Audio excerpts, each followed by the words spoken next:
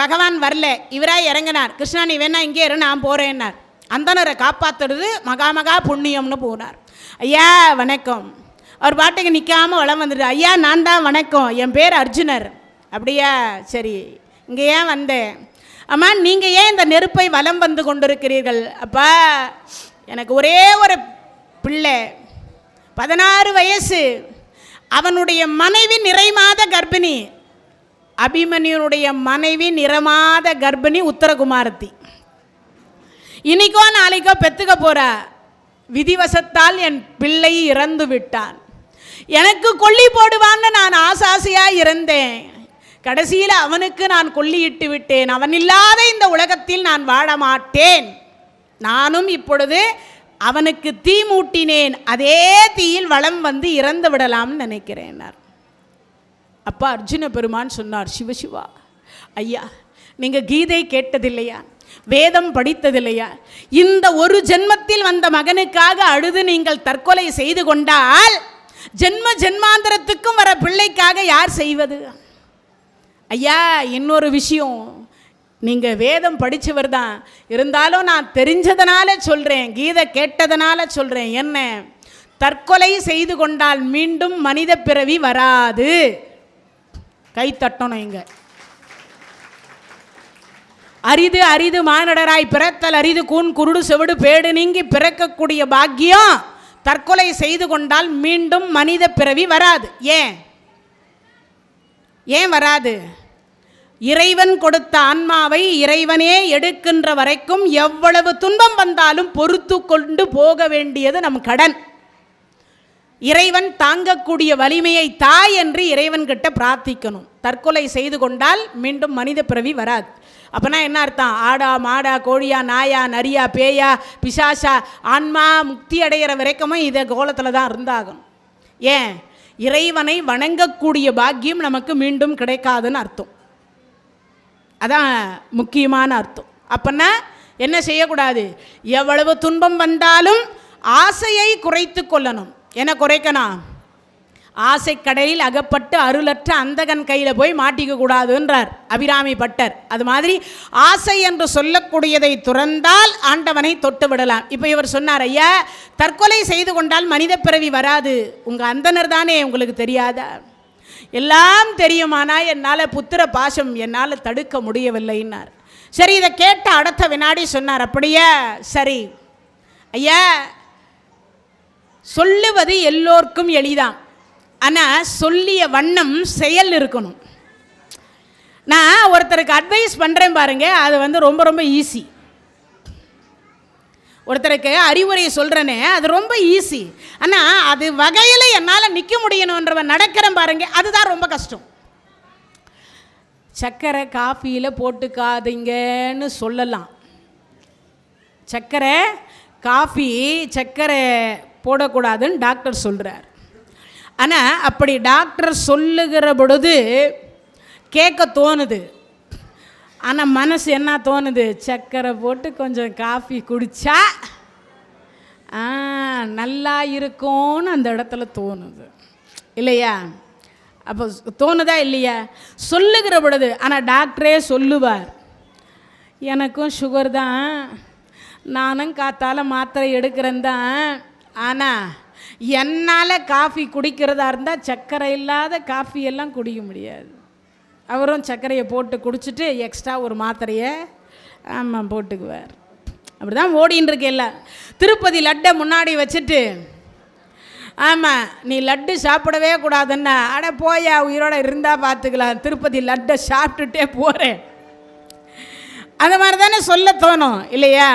சொல்லுவது எல்லோருக்கும் எளிதாம், ஆனால் சொல்லிய வண்ணம் செயல். அப்போனா என்ன அர்த்தம்? நான் சொல்கிறது ஈஸியாக சொல்லிடுவேன், ஆனால் அந்த வழியில் என்னால் நடக்கிற பொழுது தான் அதனுடைய துன்பம் என்னன்றது எனக்கு தெரியும். இப்போ சொல்கிறார், அர்ஜுனா நீ சொல்லுவது கரெக்டு தான், நான் இல்லைன்னு சொல்லலை. ஆனால் இப்போது மகாபாரத யுத்தம் நடந்து கொண்டிருக்கு. நீ சொல்லிட்ட, உன்னுடைய அண்ணனோ தம்பியோ மாமனோ மச்சானோ மகனோ இறந்தால், என கடைசியாக போட்டார் மகனை, எடுத்த உடனே உன் மகன் செத்து போனால் நானும் சாக மாட்டேன்னு சொன்னான்னா இவன் உஷாராயிடுவான், சத்தியம் பண்ண மாட்டான். அப்போ ஏதோ அங்கே வில்லங்க இருக்குன்னு. அப்போனா என்ன பண்ணார்? அந்தனர் முன்கூட்டியே பகவான் சொல்லி கொடுத்த மாதிரி பேசுகிறார். பகவான் என்ன சொன்னார்? எடுத்த உடனே உன் மகன் சாகலைன்னு, உன் மகன் செத்தாலும் நீ சாக மாட்டேன்னு எனக்கு சத்தியம் பண்ணி கொடுன்னா அவன் உஷாராயிடுவான். என்னமோ இங்கே நடக்குது போல இருக்குன்னு நினச்சிருவான். நீங்கள் பாட்டுக்கு நீங்கள் போய் நெருப்பில் விழுங்க, நான் பாட்டுக்கு நான் போகிறேன் அப்படின்ட்டு போயிடுவான். அதனால் என்ன பண்ணார்? எடுத்த எடுப்பில் அந்த வார்த்தையை சொல்லலை. அதுக்கு அடுத்து சொல்கிறார். என்ன சொல்கிறார்? உன்னுடைய அண்ணனோ தம்பியோ மாமனோ மச்சானோ மகனோ இறந்தால் நீ இறக்க மாட்டேன் என்று எனக்கு சத்தியம் செய்து கொடுப்பாயாக. நானும் இந்த நெருப்பில் விழுந்து இறக்க மாட்டேன், உனக்கு நான் சத்தியம் பண்ணி கொடுத்துட்டு புறப்படுறேன்னார். அப்போ தான் இவர் சொல்கிறார். இவரை என்ன பண்ணார்னா, அந்த சொன்னார் இல்லையா, அதை திருப்பி இவர் மீண்டும் சொல்லணும்ல. என்னுடைய அண்ணனோ தம்பியோ மாமனோ மச்சானோ மகனோ இறந்தால் நான் இறக்க மாட்டேன், இது சத்தியம் அப்படின்னார். ஏன்னா மறைத்தல் என்கின்ற ஒரு தொழிலை உள்ள இருக்கிறவர் செய்கிறார். எப்படி அருளல் என்கின்ற ஒன்றை செய்கிறாரோ அதே மாதிரி மறைத்தல் என்கின்ற ஒன்றை அந்த இடத்துல செய்கிறார். இல்லைன்னா இவர் உஷாராயிடுவார். மறைச்சி தான் சொல்ல வேண்டியது இருக்குது. சில நேரத்தில் தர்மத்தை கூட மறைச்சி சொல்ல வேண்டிய சூழ்நிலை இருக்குது. அதனால் இப்போ என்ன பண்ணார்? இறைவன் மறைத்து சொன்னார். ஏன் இல்லைன்னா அர்ஜுனனை காப்பாற்ற முடியாது. அதனால் பார்த்தார். இதை சொல்லி முடிச்சுட்டு உடனே அவர் என்ன சொன்னார்? அர்ஜுனா, இதை நினைவு வைத்துக்கொள், எப்பொழுதும் நினைவு வைத்துக்கொள் அப்படின்னு சொல்லிட்டு, நானும் நெருப்பில் விழுந்து இறக்க மாட்டேன் சொன்னதற்கு நன்றின்னு சொல்லிட்டு அவங்க புறப்பட்டு அப்படி போனதற்கு பிறகு இந்திரன் இந்திரலோகத்துக்கு போயிட்டான். இப்போ நடந்த கதையை அர்ஜுன பெருமான் கிருஷ்ணர்கிட்ட சொல்கிறார். ஆமாம், யாரும் அவர் அந்தனர், யாரோ அந்தனர், ஒரே பையனா, பாவம், அவன் இறந்து போயிட்டானா. அவங்க அந்த பையனுடைய மனைவி யாரோ மருமகலாம். அந்த மருமக வேற நிறமாச கர்ப்பிணியா, இன்றைக்கோ நாளைக்கோ பெற்றுக்க போகிறாளாம். அப்படி இருக்கும் பட்சத்தில் அதனால தான் அவர் மனசு தாங்காமல் தற்கொலைக்கு முயற்சி பண்ணியிருக்கா. ஓ, சொன்ன அடுத்த வினாடி பார்த்தார். அப்படியா, நீ என்ன சொல்லி அவரை தடுத்தாய்? தற்கொலை செய்து கொள்வது பாவம். கீதையினுடைய உபச்சாரத்தை சொன்னேன். பரோபகாரம் யுத்தம் சரீரம். தற்கொலை பண்ணிக்கிட்டால் மீண்டும் மனித பிறவி கிடைக்காதுன்னு சொன்னேன். சில நல்ல கருத்துக்களை சொன்னேன், அதெல்லாம் ஏற்றுக்கொண்டார். சரி, அதுக்கப்புறம் என்ன நடந்தது? சத்தியத்தையே இன்னும் இவன் சொல்லாமல் இருக்கானேன்னு அதுக்கப்புறம் என்ன நடந்ததுன்னார். ஒன்றும் இல்லை. அவர் கேட்டார், உன் அண்ணனோ தம்பியோ மாமனோ மச்சானோ மகனோ இறந்தால் நான் இறக்க மாட்டேன்னு சத்தியம் பண்ணி கொடுன்னார். நானும் சத்தியம் பண்ணி கொடுத்துட்டு வந்தேன்னார். அப்பா, இந்திரன் பர்ஃபெக்டாக வேலையை முடிச்சிருக்கிறான் அப்படின்னு அப்போ தான் மனசுக்குள்ளே அவருக்கு ஒரு எண்ணம் தோன்றியது. அதை தோன்றிய அடுத்த வினாடி அங்கேருந்து இப்போ தேர் பாசறை கிட்ட நெருங்குது. நெருங்கி அடுத்த வினாடி பாசறை கிட்ட வந்த உடனே அர்ஜுனனுக்கு உண்மை விளங்கிடுச்சு, உண்மை தெரிஞ்சிருச்சு. தெரிஞ்ச உடனே சொல்கிறார், கிருஷ்ணா, என் மகன் அபிமன்யு உயிருடன் இல்லை. அர்ஜுனா, உனக்கு எப்படி தெரியும்? கிருஷ்ணா, என் மகன் உயிருடன் இருந்திருப்பானே, ஆனால் இந்நேரம் என்னை எதிர்கொண்டு அழைக்காமல் இருந்திருக்க மாட்டான். என்ன சொல்லுகிறாய்?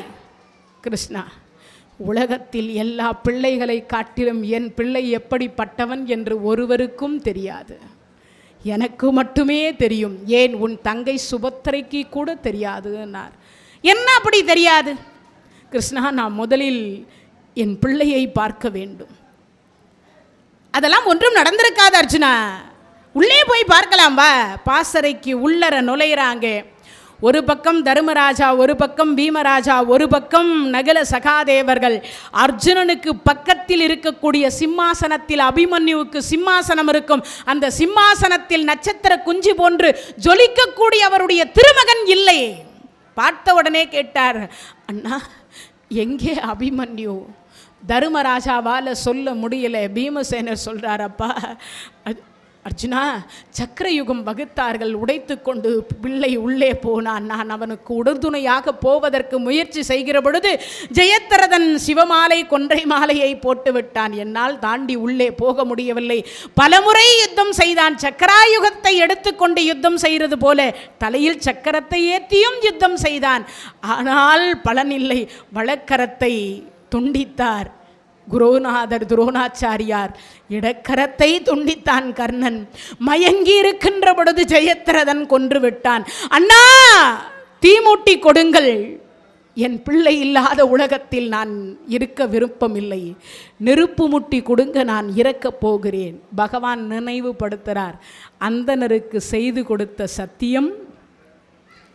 அப்பதான் ஒரு சபதம் செய்கிறார். எவன் ஒருவன் உலகத்தில் பெற்ற தாய் தந்தையருக்கு உணவு இல்லாமல் தான் மட்டும் உணவை உண்டு பெற்ற தாயும் தந்தையும் உணவு இடாமல் எவன் ஒருவன் தான் மட்டுமே உண்ணுகின்றானோ அவன் போகக்கூடிய நரகத்திற்கு நான் போகிறேன். எவன் ஒருவன் சகோதர சகோதரிகளுக்கு உதவி செய்யாமல் இருக்கின்றானோ அவன்களுக்கு செல்வந்தனாக வாழ்ந்திருந்தும் கூட உதவி என்று கேட்டு வருகிற பொழுது உதவி செய்யாமல் தான் மட்டுமே சுகத்தை அனுபவிக்கின்றானோ அவன் போகக்கூடிய நரகத்திற்கு நான் போகிறேன். உலகத்தில் எத்தனை கோடி நரகம் இருக்கோ அத்தனையும் சொல்லிட்டார். சொல்லி முடிச்சதுக்கப்புறம் இப்போ சொல்றார், கிருஷ்ணா நீ இருந்துமா என் பிள்ளையை விட்டு விட்டாய். இதை கேட்ட அடுத்த வினாடி பார்த்தார், அப்பா விதி வலியது. கீதையை உபதேசனை கேட்ட நீ இப்படி மனதை தளர விட்டு இப்படி மாயையில் மூழ்கலாமா? கிருஷ்ணா சொல்லுவது எல்லோருக்கும் எளிது, ஆனால் அவரவருக்கு என்று வந்தால் மட்டும்தான் தெரியும். அது மட்டும் இல்லை கிருஷ்ணா, உன் பிள்ளை வேறு என் பிள்ளை வேறு. என்னடா உலகத்தில் உன் பிள்ளை வேறு என் பிள்ளை வேறு? எல்லா பிள்ளைகளும் பிள்ளைகள் தான் கிருஷ்ணா. எனக்கு வாய்த்தது போல உலகத்தில் எவனுக்கும் வாய்க்கவில்லை இந்த பூமியில். என்னடா சொல்றேன்? அவனுக்கு 5 வயசு இருக்கும். யாருக்கு? உன் மருமகன் அபிமன்யுவுக்கு, என் பிள்ளை அபிமன்யுவுக்கு. சரி, கருத்து தெரிந்த நாள் முதல் கொண்டு தினமும் நான் எழுவதற்கு முன்னதாக எழுந்து வெந்நீரும் பன்னீரும் கலந்து கொடுத்து என்னை பின்பக்கமாக சென்று முதுகு தேய்த்து என்னை உட்கார வைத்து குளிப்பாட்டி மீண்டும் வருவதற்குள் சிவபூஜைக்கு மலர் பறித்து அந்த மலர்களை தொடுத்து நான் சிவபூஜை உட்கார்ந்து செய்கிற பொழுது எனக்கு பின்பக்கம் வேர்க்கக்கூடாது என்று ஒரு நாள் என் முதுகில் ஒரு துளி வேர்வையை கண்டவன் அன்றைய தினத்திலிருந்து இன்றைய தினம் வரைக்கும் காலை சிவபூஜை செய்து முடிக்கின்ற பொழுது கூட பின்பக்கமாக இருந்து விசிறிவிட்டான். பிறகு உணவு கொடுத்தான். உணவு கொடுத்துவிட்டு மீண்டும் நான் யுத்தத்திற்கு புறப்படுகிற பொழுது தேரை துடைத்து தேரில் இருக்கக்கூடிய அழுக்குகள் சுத்தம் அத்தனையும் செய்துவிட்டு தேருக்கு தீபதூபத்தை காட்டிவிட்டு தேரில் இருக்கக்கூடிய அம்பராத்தூணையும் அந்த அம்பையும் எடுத்து அனைத்தையும் சரிபார்த்து வலக்கரம் கொடுத்து என்னை காலை முதல் கொண்டு மேலே ஏற்றி, அப்பா எங்களுக்காகத்தானே யுத்தம் செய்கிறாய், அப்பா நீங்கள் வருகிற பொழுது வெற்றியோடு வாருங்கள் என்று சொல்லி வரவேற்பு கொடுப்பான்.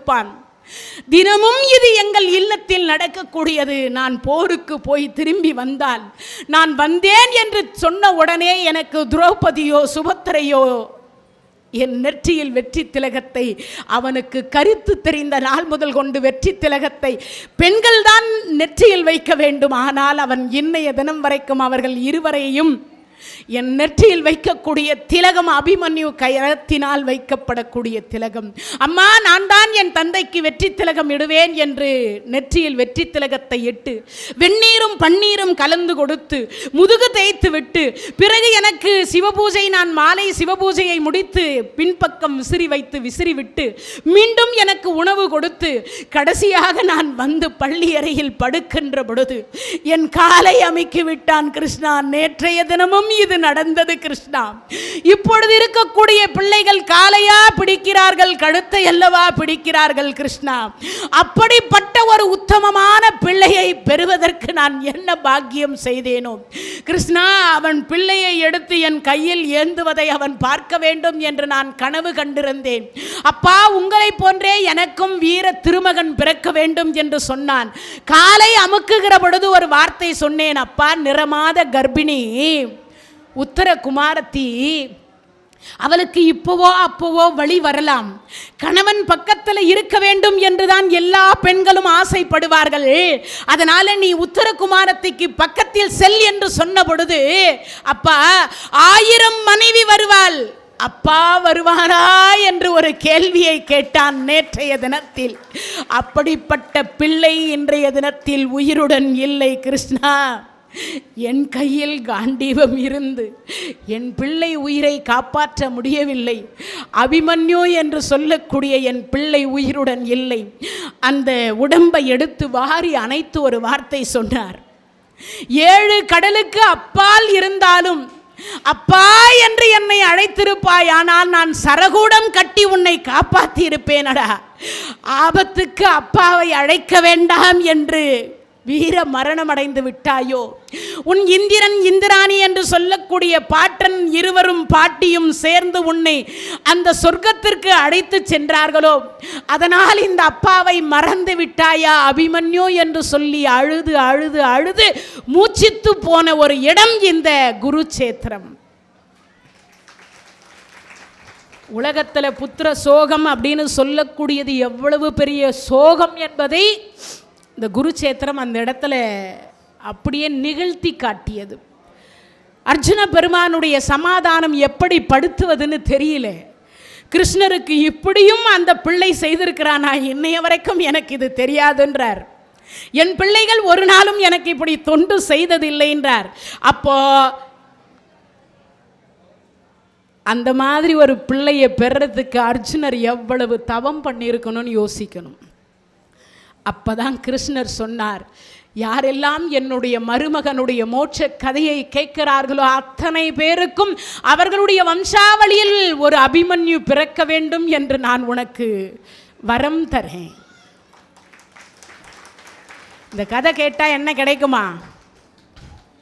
வீர அபிமன்யு என்று சொல்லக்கூடிய ஒரு குழந்தை நம்ம வம்சத்துலேயும் பிறப்பான்னு அர்த்தம். அப்பேற்பட்ட ஒரு சிறப்புக்கு உரிய இடம் எது? குருச்சேத்திரம். இப்போ அந்த குருச்சேத்திரத்தில் இருந்து பகவான் சொல்றார், அப்ப கீதையினுடைய உபதேசத்தை பெற்ற நீ மீண்டும் மீண்டும் மாயையில் மூழ்காதே. இந்த பிள்ளை உனக்கு இப்பொழுது நீ அழுது கொண்டிருக்கிறாய், அவன் வீர சொர்க்கத்தில் ஊஞ்சலாடி கொண்டிருக்கின்றான். கிருஷ்ணா, நான் என் பிள்ளையை பார்க்க முடியுமா? பார்க்கலாம். கிருஷ்ணா இப்போவே புறப்படுனார். சொர்க்கத்துக்கு அழைச்சிட்டு போனார். அழைத்து போனால் அங்கே சொர்க்கத்தில் அவன் தங்க ஊஞ்சலில் உட்காந்து ஆடிக்கிட்டு இருக்கான். மகனே அபிமன்யு என்று கட்டி அணைக்க போகிறார். அபிமன்யு சொல்றான், நீங்கள் யார்? யாரை பார்த்து? அர்ஜுனரை பார்த்து சொல்றான், நீங்கள் யார்? நான் தாண்டா உன் தந்தை. தந்தையா? எப்பொழுது தந்தை? யார் தந்தை? யாருக்கு தந்தை? நீங்கள் எப்படி எனக்கு தந்தையாக இருக்க முடியும்? ஜென்ம ஜென்மாந்திரத்திற்கும் தந்தையாக இருக்கக்கூடியவன் உள்ளே இருக்கின்றான். நீங்கள் எப்படி எனக்கு தந்தையாக முடியும்? சொன்ன அடுத்த வினாடி பார்த்தார், கிருஷ்ணா அவன் எனக்கு தெரியாதுன்னு சொல்றானே, இது என்ன கொடுமை? அப்பதான் அந்த பூத உடலை காண்பித்து சொன்னார். ஒரு வார்த்தை சொல்றார். நான் இன்னைக்கோ நேத்தோ தெரில, ஒரு ஸ்டேட்டஸில் ஒரு வார்த்தை பார்த்தேன். பிஞ்சி போன செருப்புக்கு கூட நம்ம இல்லத்தில் ஒரு இடம் இருக்கான். செத்து போன இந்த உடம்புக்கு ஒரு நாளைக்கு மேலே தூக்கி போடுறா வெளியிலன்னுறான். கொஞ்ச நேரத்துக்கு முன்னாடி அம்மான்னு சொன்ன வார்த்தை, அப்பான்னு சொன்ன வார்த்தை, அத்தைன்னு சொன்ன வார்த்தை, பிள்ளைன்னு சொன்ன வார்த்தை, மகனேன்னு சொன்ன வார்த்தை, இந்த உடம்பிலிருந்து ஆன்மா பிரிந்து விட்டால் இந்த உடம்புக்கு ஏதாவது மரியாதை உண்டா? பிஞ்சி போன செருப்புக்கு இருக்கக்கூடிய மரியாதை கூட இந்த உடம்புக்கு இல்லை. ஆனால் நாம் தேடுவது எதை தேடுறோம்?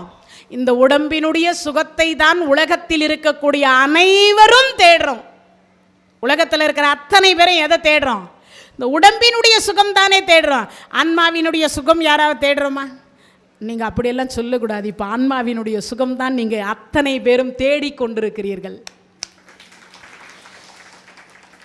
இந்த கலியுகத்தில், இந்த கம்ப்யூட்டர் யுகத்தில் எவ்வளவு டிவி வந்தாலும், எத்தனை சேனல் வந்தாலும், எவ்வளவு சீரியல் வந்தாலும், எத்தனை ஆண்ட்ராய்டு போன் வந்தாலும், இந்த திருக்காரணீஸ்வரர் கோயிலில் இவ்வளவு பேர் உட்கார்ந்து இந்த ஆருத்ரா அன்றைய தினத்தில் இறை பெருமையை கேட்பதற்கு உட்கார்ந்து இருக்கிறீங்க இல்லையா?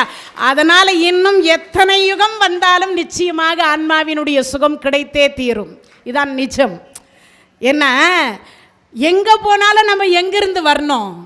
மீண்டும் இங்கே தான் வந்தாகணும், வேறு வழி கிடையாது. எங்கே போனாலும் தேர் நிலைக்கு வந்துதாகணும். ஊரெல்லாம் சுத்தினாலும் தேர் எங்கே வரணும்? நிலைக்கு வந்து தான் நிற்க முடியும். அதுக்காக தேரை நடுரோட்லையா நிற்க வைக்க முடியும்? அது மாதிரி நம்ம மனம் எல்லாம் எங்கே போனாலும் போயிட்டு திருப்பி எங்கே வரணும்? உள்ளே இருக்கக்கூடிய இறைவனிடத்துல தான் வந்தால் சரணாகதி அடைந்தாகணும். அதைத்தான் நாங்கள் சொல்கிறார். அப்போ பிஞ்சி போன செருப்புக்கு கூட இடம் கொடுக்கக்கூடியவர்கள் இந்த ஆன்மா உடம்பை விட்டு பிரிந்து விட்டால் அது என்ன சொல்கிறான் அதுக்கு? பிணம். எப்போ எடுப்பீங்க? கொஞ்ச நேரத்துக்கு முன்னாடி கோடீஸ்வரன் என்கின்ற பட்டம், லட்சாதிபதி என்கின்ற பட்டம், அப்பான்ற பட்டம், அண்ணான்ற பட்டம், தம்பின்ற பட்டம், மாமா, மைத்துனர், அத்தை, மாமி என்ற பட்டங்கள் எல்லாம் இருந்தும் கூட அந்த உடம்பிலிருந்து உயிர் பிரிஞ்ச உடனே பிணம் எப்போ எடுக்க போகிறீங்க? 2 நாளைக்கு மேலே வச்சுன்னு இருப்பாங்க. ஏயா அதுவே போயிடுச்சு, அதை வேற வச்சுக்கிட்டு ஏன்டா உயிரை வாங்கினுக்கிறீங்க? சீக்கிரம் கொண்டு போய் நல்ல நேரத்தில் சேர்த்தம்மா, அடுத்த வேலையை பார்த்தம்மான் இருக்கிறத விட்டு சும்மா ஆண்டாண்டு காலம் அழுது புரண்டாலும் மாண்டோர் வரப்போவது இல்லை. இங்க பகவான் சொன்ன வார்த்தை.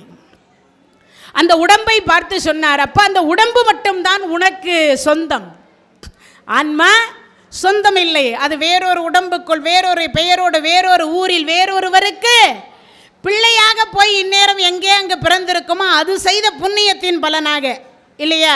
அதைத்தான் இந்த இடத்தில் சொன்னார் பகவான். அந்த இடம்தான் எது? மானிட ஆன்மா மரணம் எய்தாது என்றெல்லாம் ஆசையெல்லாம் நினைக்கக்கூடாது. அப்படின்னா என்ன அர்த்தம்? மரணம் நிச்சயம் வந்தே தீரும். ஆன்மா மட்டும்தான் அழிவற்றது அப்படின்னு சொல்லக்கூடியது. அந்த ஆன்மாவுக்கு உறவும் கிடையாது, பகையும் கிடையாது. என்ன கிடையாது? உறவு கிடையாது, பகை கிடையாது என்று சொல்லிட்டு பகவான் அந்த இடத்தில் சிரித்து அப்பதான் சொன்னார், அப்பா அடாதேன்னு. அதுக்கப்புறம் அன்று இரவே சிவபெருமானுடைய இடத்திற்கு அழைத்து சென்று இரவில் போகிற பொழுது வழியில் உணவை கொடுத்து, அதற்கு பிறகு சிவபெருமான் மீது எங்க நான் சிவபூஜை பண்ணாமல் சாப்பிட மாட்டேன்னு அர்ஜுன பெருமான் சொன்னார். ஆனால் அந்த இடத்துல என்னையே சிவனாக நினைத்து நீ பூஜை செய்வாயாக அப்படின்னு பகவான் சொல்றார். எதிரில் உட்கார்ந்திருக்கக்கூடியவர் கிருஷ்ணர், ஆனால் சொல்லக்கூடிய நாமம் சிவநாமம். இதை சொல்லி முடிச்சு அடுத்த வினாடி பார்த்தார், உணவை உண்டார். இங்கிருந்து நேராக கைலாயத்திற்கு போனார். அங்கு கிருஷ்ணனுடைய பாதார விந்தத்தில் போட்ட அந்த காட்டு மலர்கள் சிவபெருமானுடைய திருமுடியில் கண்டார். இன்னைக்கும் பகவான சிவபெருமானுக்கு ஒரு பேர் இருக்கு. என்ன பேரு? சங்கர நாராயணன். இவ போயாச்சு உள்ள. அங்கே பக்கத்தில் பகவானுக்கு பக்கத்தில், அதாவது சிவபெருமானுக்கு பக்கத்தில் ஒரு சேர் இருந்தது. அந்த இடத்துல உட்கார்ந்துட்டார். எதிரில் அர்ஜுனரை உட்கார வச்சிருக்கிறாங்க. அர்ஜுனா, என்னை நாடி வந்ததின் காரணம் என்ன? பகவான் கிட்ட கேட்டார், என்ன கிருஷ்ணா இங்கே கூட்டிகிட்டு வந்திருக்கிறீங்க? ஒன்றும் இல்லை சுவாமி, ஜெயத்ரதனை நாளைய தினத்தில் கொல்லாவிட்டால் நான் மீண்டும் நெருப்பில் புகுவேன் என்று சபதம் செய்திருக்கின்றான். அதனால் உங்களை திரு கைலாயத்திற்கு அழைச்சி வந்திருக்கேன். நீங்களே கொடுத்துருக்கலாமே அந்த ஆயுதத்தைனார். யார்? சிவபெருமான் சொன்னார், அதுக்கு யார் யாருக்கிட்ட எதை வாங்கணுமோ அதை அவரவர்கிட்ட இருந்து வாங்கினாதான் அதுக்கு பெருமை. கோயிலுக்கு வரோம்,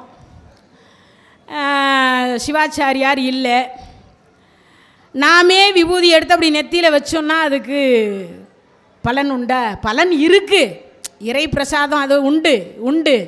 ஆனால் அந்த சிவாச்சாரியார் கையினால் வாங்குற பிரசாதம் மாதிரி வருமா? வராது இல்லையா?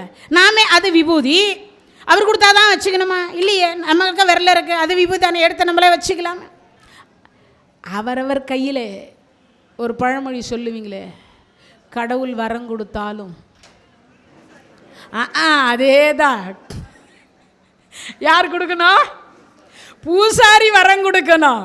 கடவுள் கொடுத்துட்டார், ஆனால் டைரக்டாக வந்து கொடுக்க மாட்டார். யார் கையில் கொடுப்பார்? ஆமாம், சிவாச்சாரியார் கையில் கொடுத்ததுக்கப்புறம் தான் நம்ம கைக்கு வரும். அதுதான் விஷயம். அப்படின்னா என்ன அர்த்தம்? சிவாச்சாரியார் கையினால் வாங்கினால் அதற்கு பிரசாதம் இல்லையா? நாம எடுத்தால் அதுக்கு பேர் திருட்டுன்னு பேர். அதனால தான் சண்டிகேஸ்வரர்கிட்ட போய் அப்படி கையில் இப்படி தொட்டு இப்படி கையை இப்படி காமிச்சிட்டு வரணும். சில பேர் பண்ணுறாங்க. ஆமாம், கேட்டேன், செவிட்டு சுவாமின்றாங்க. என்ன பண்ணுறது? சிவபெருமானுடைய கணக்கு புள்ள அவர். சிவன் சொத்தை நாங்கள் எதுவும் கொண்டு போகலேன்னு அவர்கிட்ட காமிச்சிட்டு கையை இப்படி தொடச்சி காமிக்கணும், அவ்வளோதான் விஷயம். நீங்கள் கையில் மலரோ விபூதியோ குங்குமம் வச்சுருந்தா அதெல்லாம் கேட்க மாட்டார், அதெல்லாம் பிரசாதம். நாம அவர் சொத்தை ஏதாவது களவாடிட்டு போயிடுவோமோன்றதுக்காக கணக்கு பிள்ளைகிட்ட காமிக்கிறோம். ஆனால் அதுக்காக நம்ம ஆட்கள் எல்லாம் என்ன பண்ணுறா? ஆமாம், கை தட்டுறாங்க. யார்கிட்ட? சண்டிகேஸ்வரர்கிட்ட போய். அதெல்லாம் உண்டு.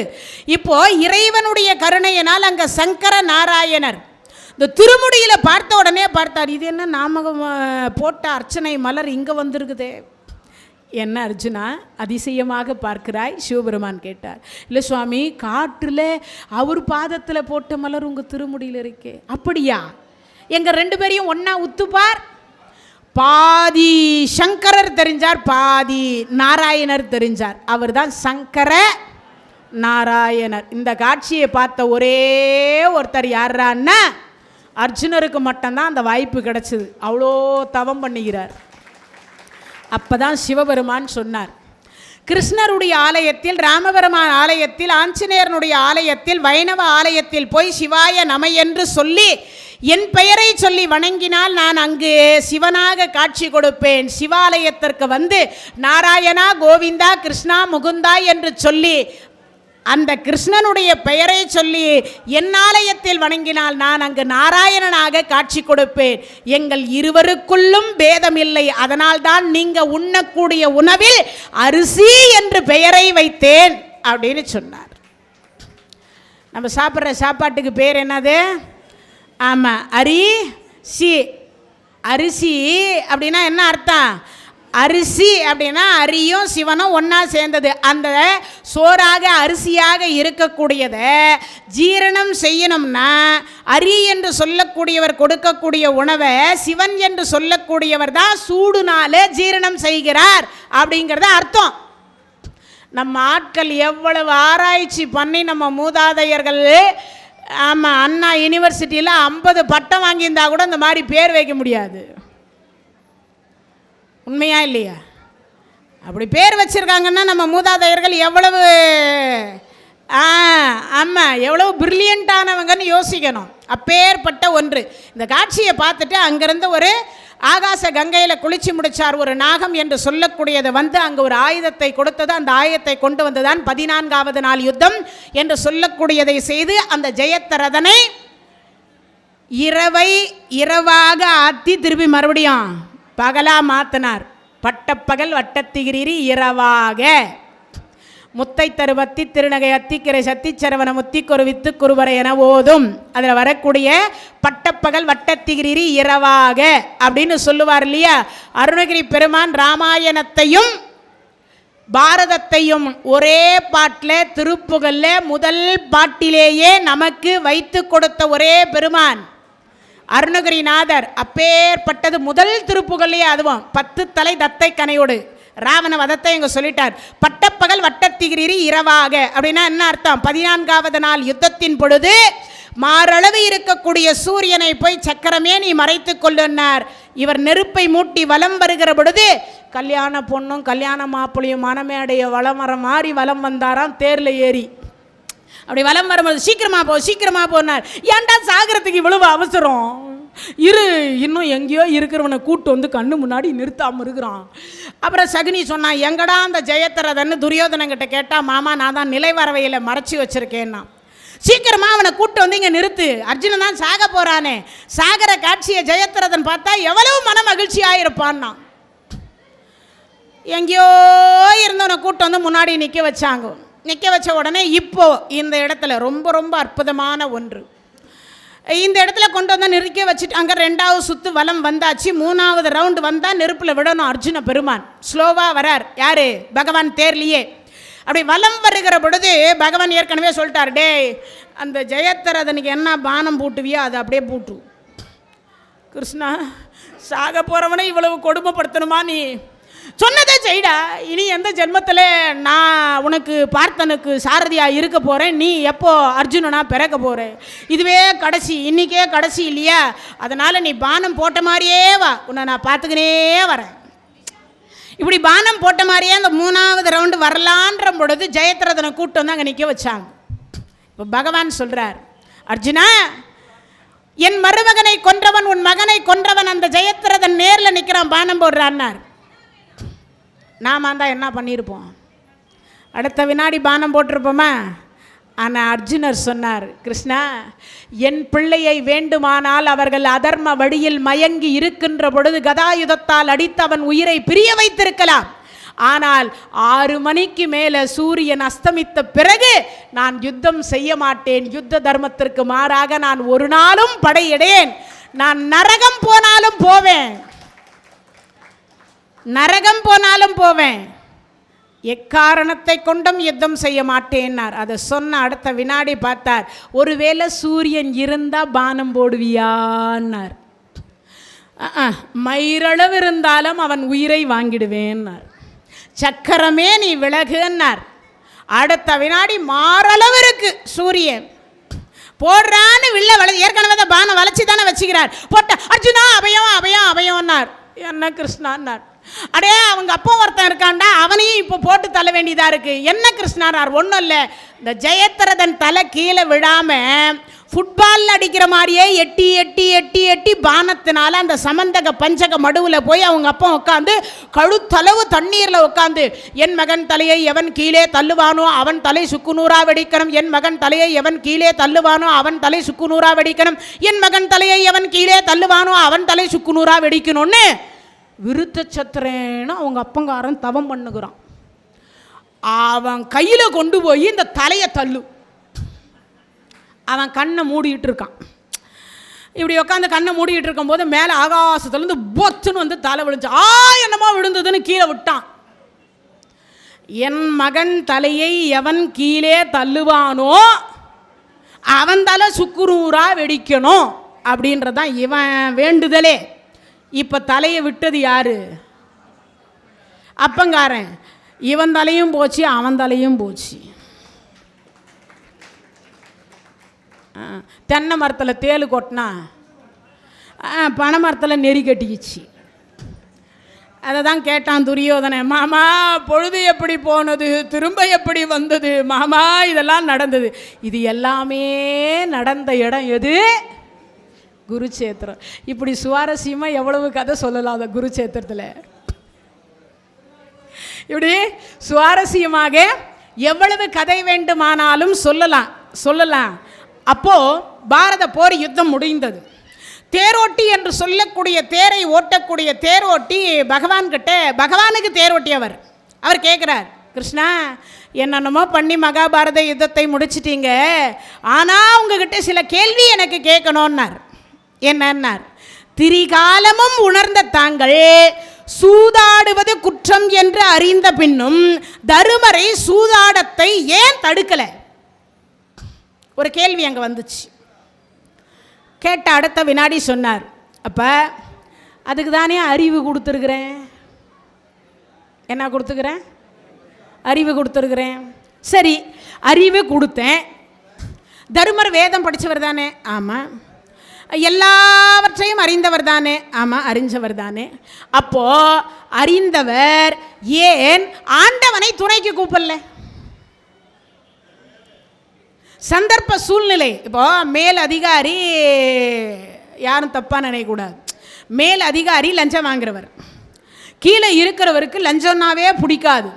ஆனால் மேல் அதிகாரி சொல்கிறார், நீ வாங்கி என்கிட்ட கொடு, நீ வாங்குறியா வாங்கலையா அதை பற்றி எனக்கு தெரியாது, எனக்கு வாங்கி கொடுன்றார். இப்போ சந்தர்ப்ப சூழ்நிலை, அந்த பாவம் என்னை தாக்காமல் இருக்கணும்னா நான் யாரை துணைக்கு அழைக்கணும்? பகவானை கூப்பிடணும். கிருஷ்ணா, முகுந்தா, பச்சைவண்ணா, கார்வண்ணா, கமலக்கண்ணா, ஜனார்த்தனா, அந்த பாவம் எனக்கு வரவே கூடாது அப்படின்னு நான் என்ன பண்ணணும்? பகவானை துணைக்கு கூப்பிட்டு என்னால் முடிஞ்சது என்னமோ அந்த பகவானுக்கு ஒரு அபிஷேகத்தை பண்ணிட்டு வரணும். அதான முடியணும். நான் அதை செய்யாமல் விட்டது தர்மர் தப்பா துரியோதனன் தப்பா? தர்மருடைய தப்பா? அதுக்கு அடுத்து சொல்கிறார், தேரோட்டி நீ கேட்குறது நியாயம் கிருஷ்ணா, 1000 இருந்தாலும் நீ ஏதாவது அவருக்கு நினைவுபடுத்தியிருக்க வேண்டாமா என்னை அழைக்க வேண்டும் என்று அப்படின்னார். இப்போ எல்லாரும் பார்த்தீங்கன்னா இந்த கல்யாணத்திற்கு பிறந்த நாளுக்கு ஒரு கிஃப்ட் கொடுப்பீங்க, ஒரு பரிசு பொருள் கொடுப்பீங்க இல்லையா? அது எல்லாத்துலேயும் வழக்கம் இருக்குது. ஆனால் முதல்ல பரிசு பொருள் கொடுத்தவர் யார் தெரியுமா? பகவான் எம்பெருமான் கிருஷ்ணர் தான் முதல்ல தர்மராஜாவுக்கு கொடுக்குறார். எதை கொடுத்தார்? முதல்ல 16 வருஷம் காட்டில் இருந்து பாண்டு இறந்ததற்கு பிறகு இந்த நாட்டுக்கு அசினாபுரிக்கு வந்த பொழுது பாண்டுவினுடைய ஈமக்கிரியையில் கலந்து கொள்ளுவதற்காக பகவான் வருகிற பொழுது வெறும் கழுத்தோடு இருந்தார் தர்மராஜா. பகவான் வந்திருக்கிறார்னு சொன்ன உடனே குளிச்சுட்டு இருந்தவர் கடகடன்னு துணியை மாற்றிட்டு ஓடி வந்துட்டார். கழுத்தில் எதுவும் போடலை. பகவானை நேருக்கு நேராக பார்க்குறார். பார்த்த உடனே பகவான் சொல்கிறார், என்னடா இந்த நாட்டினுடைய மகாராஜா நீ ஒன்றுமே கழுத்தில் போடாமல் இருக்கின்றாயே அப்படின்னு சொல்லிட்டு, தாய்மாமன் சீராக இதை வைத்துக்கொள் அப்படின்னு முதல் முத்தாரத்தை கைட்டி போடுறார். கடைசி வரைக்குமா இந்த முத்தாரத்தை குளிக்கும் போது கூட தர்மராஜா கைட்டியது கிடையாது. குளிக்கும் போது கூட எல்லாவற்றையும் கைட்டுவார், ஆனால் அந்த முத்தாரத்தை மட்டும் கைட்ட மாட்டார். ஏன்னா பகவான் கூட இருக்கிறதாகவே ஐதீகம் நினச்சிக்கிட்டு அவர் கைட்ட மாட்டார். இந்த சூதாட உட்காருகிற பொழுது கைக்கு முதல்ல அவர் போட்டுட்டு இருந்தது தங்கம், வைரம், வைடூரியம் என்று மொத்தமாக அவரை இந்த முன்பக்கம் முழுவதும் இழைத்து இருந்தது. யாரை? தர்மராஜாவை. ஏன்னா கொஞ்ச நாளைக்கு முன்னாடி தான் ராஜசூய வேள்வி செய்து சாம்ராட் பட்டம் பெற்று அந்த செல்வத்துக்கு ஆசைப்பட்டு தான் துரியோதனன் இந்த சூதாட்டத்துக்கே ஏற்பாடு பண்ணான். அப்படி இருக்கும் பட்சத்தில் கோடி நகை போட்டுட்டு இருக்கிற பொழுது எதுவும் இவர் கைக்கு வரல. முதல்ல பகவான் கொடுத்த முத்தாரம் தான் கைக்கு வந்தது. இந்த முத்தாரத்தை வைக்கிறேன்னு தர்மராஜா சொல்லுகிற பொழுது இது கிருஷ்ணர் கொடுத்ததுன்னு மனசுல நினைச்சிருந்தா அப்பவே முதல் ஆட்டத்தில் முடிஞ்சு போயிருக்கும். கை தட்டணும்ல. கோடி நகை கழுத்தில் இருந்தது, கோடி நகை கைக்கு வரல. முதல் நகை பகவான் கொடுத்த நகை கைக்கு வந்தது. இப்போ இந்த நகையை பார்த்த உடனே யாருடைய ஞாபகம் வரணும்? நான் ஒரு 3 வருஷத்துக்கு முன்னாடின்னு நினைக்கிறேன். இந்த ஆடை ஜெயஸ்ரீ மேடம் அவங்க வாங்கி கொடுத்தது. சிவசுப்பிரமணிய சுவாமி கோயிலினுடைய தர்மகத்தா. எனக்கு இன்றைக்கும் ஞாபகம் வச்சுருக்கேன். இன்றைக்கும் ஆருத்ரா அன்னைக்கு இன்றைக்கி கட்டிட்டு போகணும்னு நான் கட்டிட்டு வந்தேன். இதே சைதாப்பேட்டையில் நம்ம ஜெயஸ்ரீ அவங்க வாங்கி இதுவும் நினைவில் நான் வச்சுருக்கேன். அப்போது அந்த நினைவு இப்போ நேற்றைக்கோ முந்தைய நாளோ பாரதத்தை கேட்ட அன்றைய தினத்தில் நான் கர்ணமோட்ச கதை சொல்லுகிற பொழுது ஒரு மேடம் எங்கள் கூட நின்று ஃபோட்டோ எடுத்துக்கிட்டாங்க. அவங்களுக்கு ஒரு மாதத்துக்கு முன்னாடி அவங்க தாயார் இறந்திருந்து அப்போ அழுது தொழுதாங்க. இந்த கர்ணமோட்சம் கேட்டதுக்கப்புறம் தான் எனக்கு மனசு ரிலீஃப் ஆச்சு அப்படின்னு நாங்கள் எல்லோரும் சேர்ந்து ஒரு செல்ஃபி எடுத்துக்கிட்டோம். அந்த செல்ஃபி எடுத்துகிட்டு இப்போ 3-4 வருஷத்துக்கு அப்புறம் கொரோனாவுக்கு அப்புறம் இப்போ மேடம் என்ன நினைவு இருக்கான்னாங்க. நினைவு இருக்குன்னு கர்ணமோட்சத்துக்கு உங்கள் அம்மாவுக்கு கதை சொல்லி அந்த நினைவில் அழுதிங்களே, நாம் எல்லாரும் சேர்ந்து செல்ஃபி எடுத்தோமேன்னு சொல்லி அந்த செல்ஃபினுடைய ஃபோட்டோ காமிச்சது பொழுது அவங்க என் காலில் விழுந்தாங்க. இன்னமும் என்னை நினைவு வச்சுருக்கிறீங்களேன்னாங்க. இது எதுக்காக சொல்கிறோன்னா, நினைவு ஆற்றலுக்காக சொல்கிறதில்ல. ஒரு மனிதர் நினைவு வைத்துக்கிறோம். ஒரு மனிதர் நினைவு வச்சுக்கிறோம். அதே போல தான் இறைவன் கொடுத்த பிரசாதம், இறைவன் கொடுத்த ஒரு கிஃப்ட், இறைவன் கொடுத்த ஒரு மணி, அது சாதாரண பொருளாக இருந்தாலும் அங்கே வச்சு நான் ஆடுகிறேன் என்று சொல்லுகிற பொழுது மனசில் தர்மராஜா என்ன நினச்சிருக்கணும்? இது பகவான் நம்மை முதலில் சந்தித்த பொழுது கொடுத்ததாச்சேன்னு பகவான் என்ற அந்த ஒரு நிமிடம் என்னை நினைத்திருந்தால் அப்பவே அந்த ஆட்டத்தினுடைய காயில் நான் அமர்ந்திருப்பேன். அவங்க அத்தனை பேரையும் நான் ஆட்டி படைச்சிருப்பேன். என்ன நினைக்காதவங்கிட்ட நான் போய் எப்படி பண்ண முடியாதா? முடிஞ்சு போச்சா?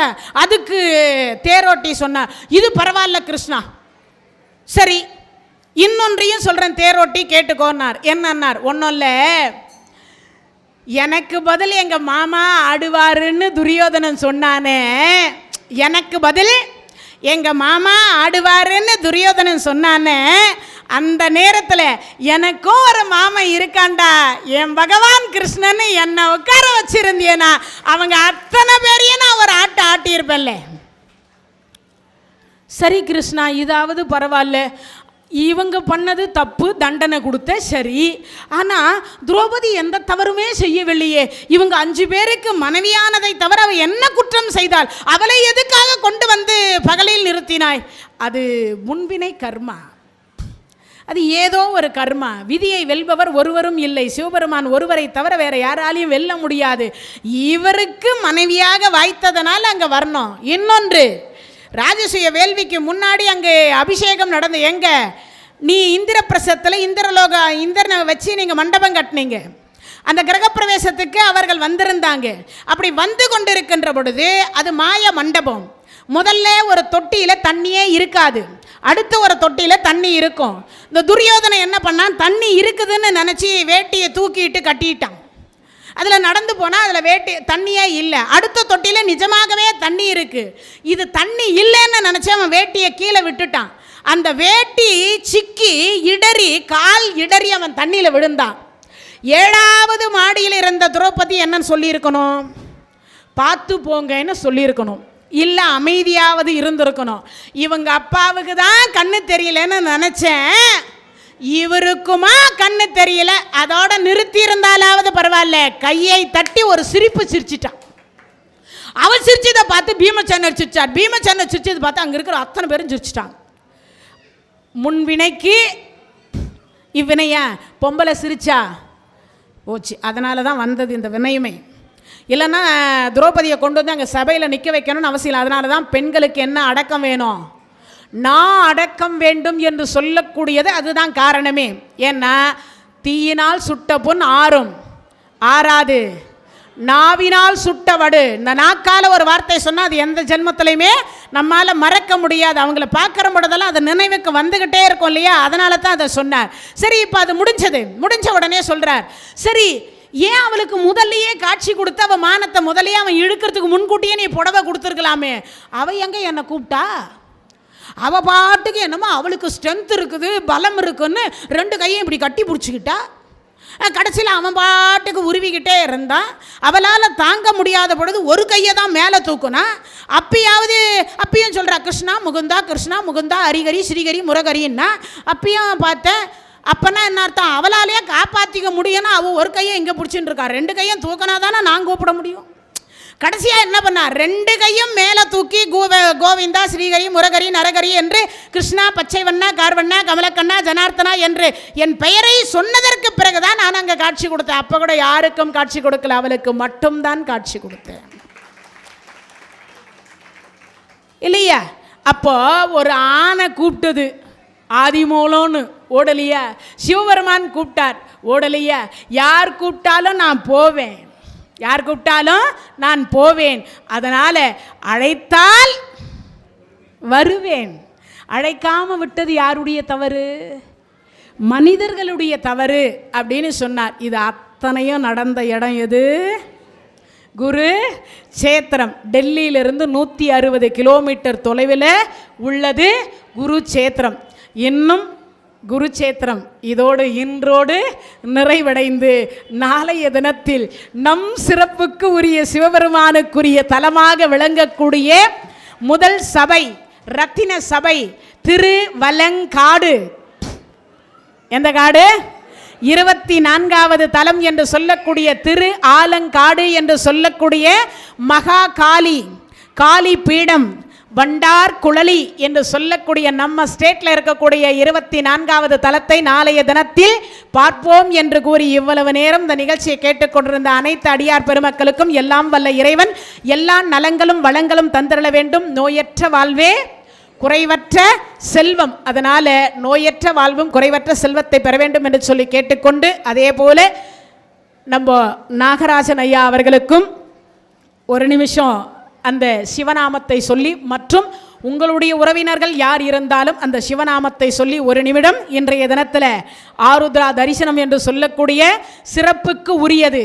ஈயிலிருந்து எறும்பிலிருந்து 84 லட்ச யோனி பேதமும் இன்றைய தினத்தில் சிவபெருமானுடைய திரு நடன கோல காட்சியை பார்த்து முக்தி என்கின்ற ஒரு பேற்றை அடையக்கூடிய ஒரு சிறப்புக்கு உரிய நாள். அதனால் சிவநாமத்தை சொல்லி நிறைவு செய்யலாம் என்று நினைக்கின்றேன்.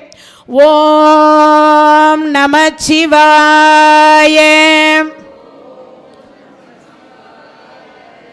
ஓம் நமச்சிவாய, ஓம் நமச்சிவாய, ஓம் நமச்சிவாய, ஓம் நமச்சிவாய. தென்னாடுடைய சிவனே போற்றி, எந்நாட்டவர்க்கும் இறைவா போற்றி. வெற்றிவேல் முருகனுக்கு. இந்த தகவல் உங்களுக்கு பிடிச்சிருந்தா லைக் பண்ணுங்க, உங்க ஃப்ரெண்ட்ஸுக்கு ஷேர் பண்ணுங்க, மறக்காம எங்க சேனலுக்கு சப்ஸ்கிரைப் பண்ணுங்க.